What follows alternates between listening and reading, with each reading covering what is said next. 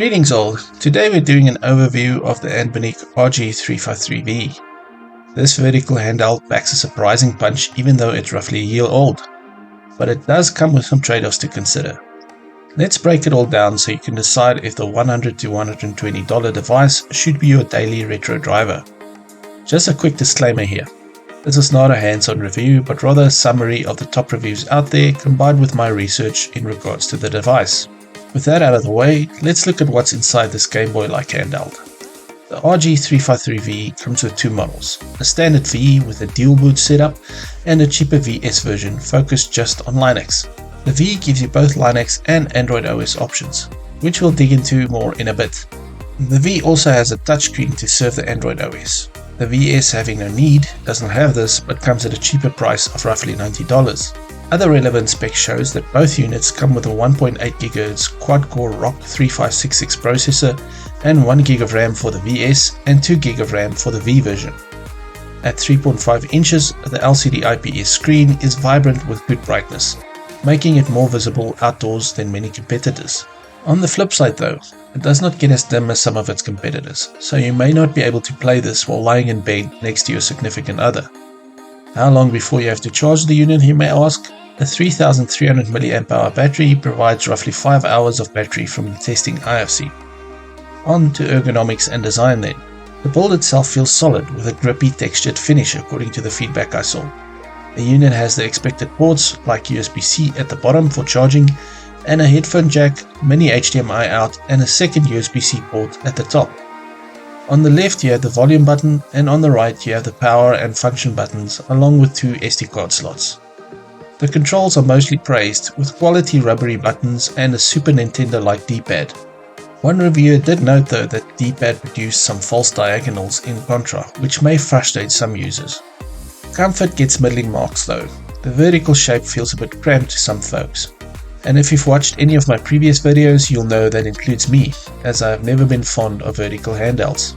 I prefer the wide open spaces that horizontal handhelds offer.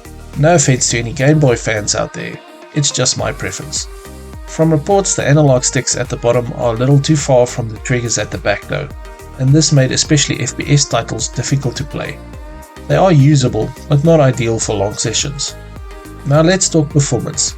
The RG353V breezes through most 8-bit and 16-bit games. A tip here is to configure the scanline shader for a smoother experience. Audio sounds crisp thanks to the centered mono speaker, which cannot be covered by your hands. Good move on that one, Anbernic. PlayStation 1 runs smoothly, but Nintendo 64 and Dreamcast are more hit or miss depending on the specific game. Expect to tweak resolutions and frame skipping to find the sweet spot between performance and graphical fidelity. Now this is where things get interesting, the dual boot options. It's like Android versus iPhone all over again. The Linux side offers a streamlined console-like experience with easy workflows, but Android opens up compatibility for all kinds of apps, touchscreen controls for Nintendo DS titles, better Moonlight game streaming, and access to the full Google Play ecosystem. But that additional flexibility comes at a cost.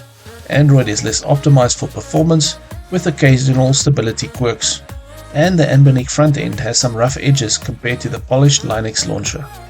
The Android OS that comes with the unit is a version of Android 11 that does not have the Google Play Store though. If you would like to have this included, you can install a custom Android OS created by Black Seraph. I will leave a link in the description below for this. Check the description below for links to the source reviews I mentioned for a guide on how to install this as well. On the Linux side, you can consider custom firmware like Gel OS and Arc OS. To conclude then, the RG353V has some ergonomic niggles, but earns praise as a versatile retro powerhouse with impressive build quality. Is the unit worth buying even though it's older? In my opinion, at this price point I would rather look at the PowerKitty RGB30 as it has the same chip and a better 720p screen at $20 less than the 353V.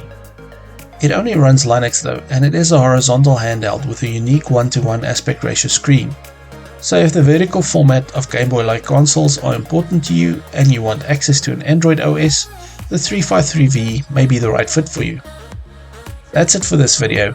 Don't forget to like and subscribe if you found some value from it.